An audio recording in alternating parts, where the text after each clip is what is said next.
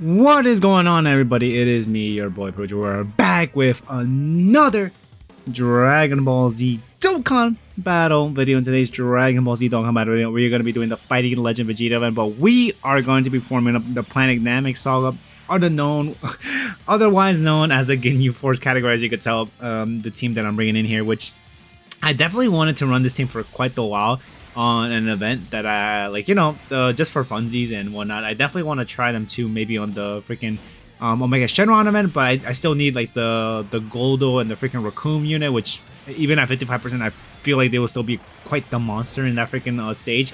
But yeah, and then maybe a few more dupes for Ginyu and the Jason Verdict card. But yeah, anyways, let's go over. Dude, wow, like collapsed in turn one, which I mean, it's not really a surprise since these events haven't been updated, because obviously they've been putting missions into them, but the difficulty wise remains the same, thankfully. It would be kind of nice, like maybe they could update it, like have a harder difficulty to choose from. But all right, regardless, let's read off the units that we have here. So Captain Ginyu, of course, is our leader and also our friend unit that we definitely wanted to bring in, of course, to have a full Captain Ginyu or Ginyu Force squad here. But yeah, his leader skill is Terrifying Conquerors or Planet Namek Saga, category Ki +3 and HP attack and defense plus 170%, and then plus an additional attack and defense plus 30% and defense plus 30% for characters who also belong to the Space Traveling Warriors category, which, as you can tell, everybody in the Ginyu Force team stays within there, so not really a problem there.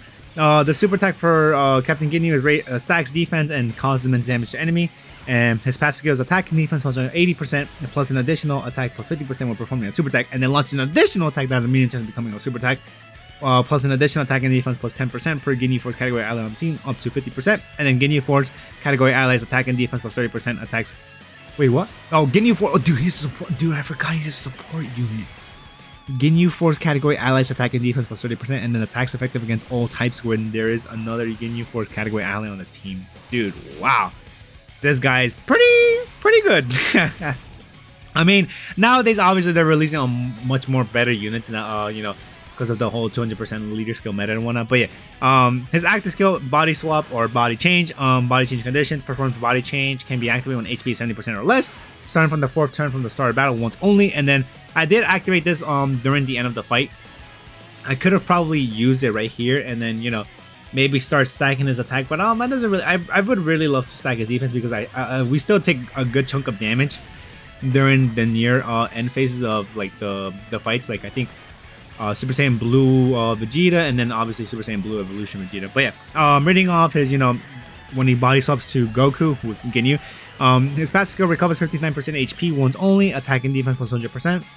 And then plus an additional attack plus 50% when performing a super attack, and then launch an additional attack that has a medium chance of becoming a super attack, and then plus an additional attack and defense plus 10% up to 50%, and chance of performing a critical hit and chance of evading enemies attack, including super attack plus 10 with each attack performed up to 50%, and then high chance of foreseeing enemies super attack when there's an ally whose name includes Jace on the team, dude. Which we have Jace on the team, which is Jason Verdict, so. Dude, he doesn't even have to be in the freaking rotation, dude. It's just on the team and then boom, you're good to go. But I didn't read his super attack, but his super attack, instead of stacking defense, he stacks attack and then causes immense damage to enemy, which that's about it. But yeah, this can get pretty freaking crazy if you ask me. But yeah, that's towards the end where we fuse him. I thought you just had to get to like turn 4 and something like that, and then you could transform with him, but I forgot about the health condition. But yeah, that's that. Up next, we have the LR Ginyu Force, dude, which they're still a pretty good easy 8 to this day, to be honest with you. If you don't have like the 2000 day LR Goku, but yeah, this guy's still pretty good if you grind them and whatnot. So his super attack raises attack and defense for 1 turn, and then causes colossal damage to enemy. And his ultra super attack raises attack and defense for 1 turn and causes mega colossal damage to enemy. And all allies attack and defense plus 30% for 1 turn. You might see me put him up front if I think he's capable of like surviving a super attack. And yeah, I just try to perform his ultra super attack, so Ginyu can have a little more power into him, and then obviously now have a bit more defense as well, right? And then his passive skill, Ki +2 and attack and defense plus 77%, and then plus an additional attack and defense plus 10% per Ginyu Force category ally on the team, up to 50%, and then all allies Ki +3 and attack and defense plus 30%, and then randomly changes key spheres of a certain type, physical excluded, to rainbow key spheres when there is another Ginyu Force category ally attacking in the same turn, dude. Yeah. This guy can. Oh, wait, was that? Oh, down. Look at that. Speak of the devil. That's him right there doing like, I think, what, was that 6 million crit damage? But That was crit, of course, and then obviously it's not red zone. I'm always gonna, I think, say that in each other video, like, it's not red zone. The difficulty is definitely not as high as it would be there, but it is what it is, right? But continue on. We have the LR Goku, or Ginyu, that's body swap with Goku, not Ginyu Force. His super attack greatly raises attack and defense for 1 turn and causes colossal damage to enemy. And his ultra, you see how Captain Ginyu still took a good chunk of damage there from that super attack from God Vegeta. Yeah, I definitely still need to stack up with him. But yeah, and then this dude's ultra super attack greatly raises attack and defense for 1 turn and it causes mega colossal damage to enemy and raises extreme class allies attack by 30% for 1 turn. And this guy is double digits, dude. I can imagine what his defense is looking at since he did a double super attack. But yeah, that's that. And then that dude's passive skill is Ki +3 attack and defense plus 59%, and then plus an additional attack and defense plus 10% up to 59% per Ginyu Force category ally on the team. And then extreme class allies attack and defense plus 30%, and then Ginyu Force category allies attack and defense plus 29% in addition, dude. So this guy, dude, 59% in support, dude. Wow. Wow. The only thing that sucks about those two LRs is the fact that you just gotta, I think you're gonna mainly just use them in the Ginyu Force team, which kind of sucks. You're restricted, but I'd rather take that than, you know, them not doing anything crazy, right? But all right, so continue on. We have the Int Captain Ginyu here, the free to play one, Easy A, which he's all right, to be honest. Not too shabby. I think he has like a damage. No, it's not.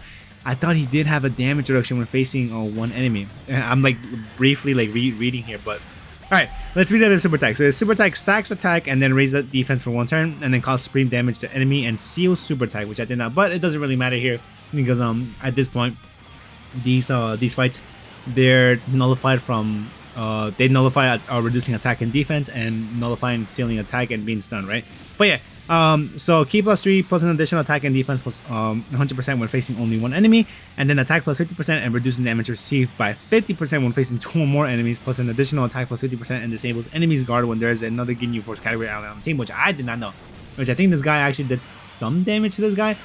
I guess that's why I'm like, dude, what happened to this guy not being a type advantage? But yeah, I guess that's that. Oh, we're getting a Dokkan attack with this guy. I'm not sure.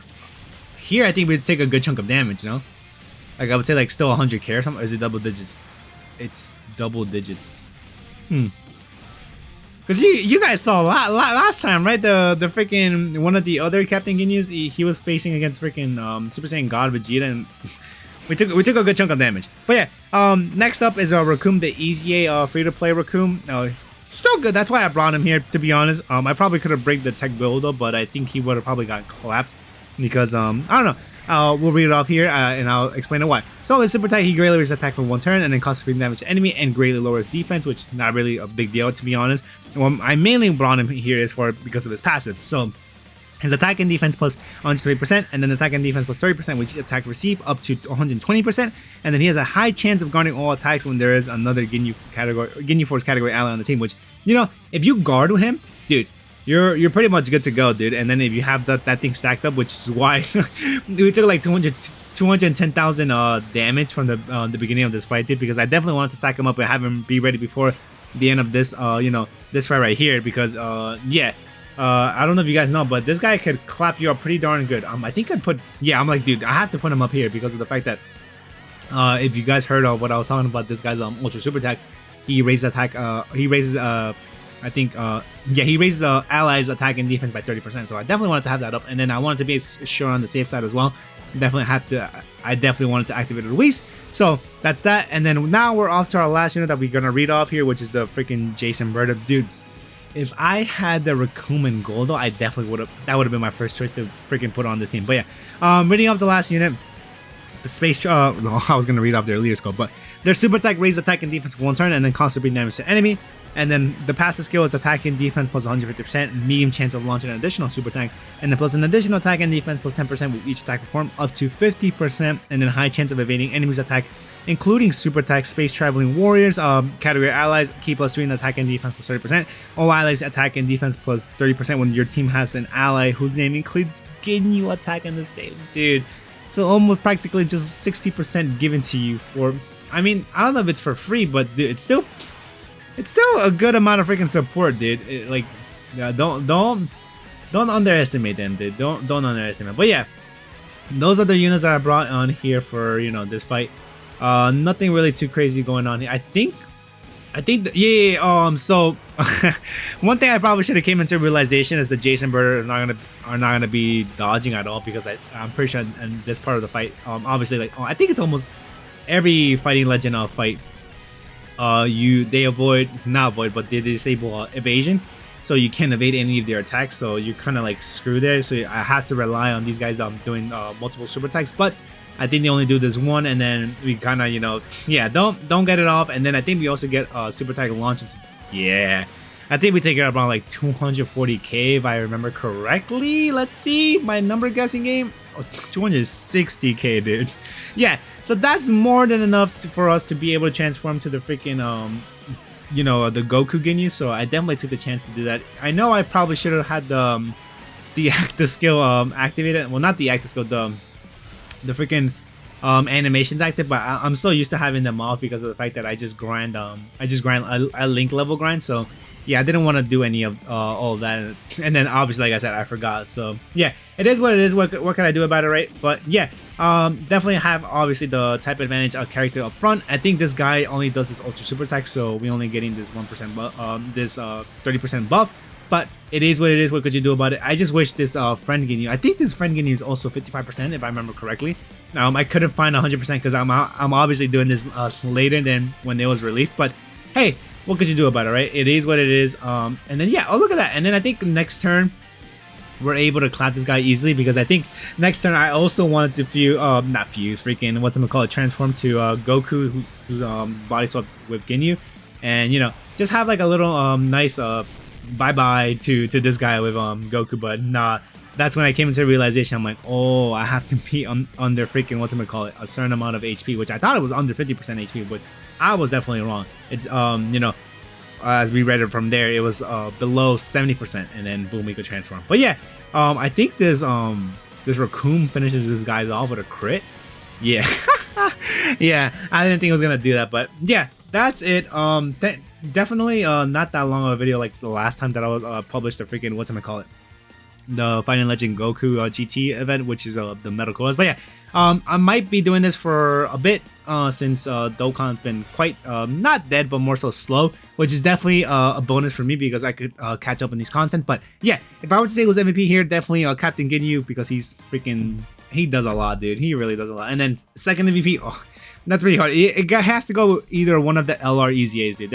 Either the freaking Captain Ginyu or the freaking Goku that's Ginyu. But yeah, that's it for me, guys. Hopefully you guys enjoyed this video, and I'll see y'all on the next one. Peace out, guys.